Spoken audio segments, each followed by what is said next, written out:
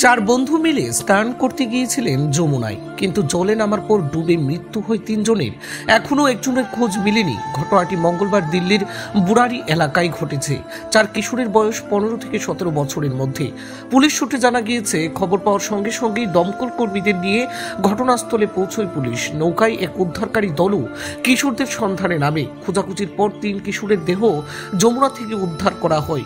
এখনো অন্য এক কিশোরের দেহের সন্ধান চালিয়ে যাচ্ছে উদ্ধারকারী দল।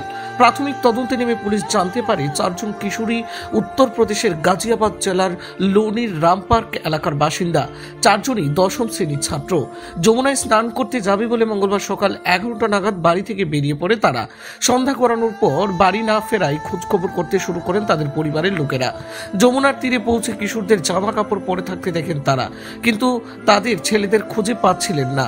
সঙ্গে সঙ্গে পুলিশকে খবর পাঠানো হয়। খবর পেয়ে দমকল কর্মী এবং উদ্ধারকারী দল নিয়ে ঘটনাস্থলে পৌঁছায় বুরারি থানার পুলিশ।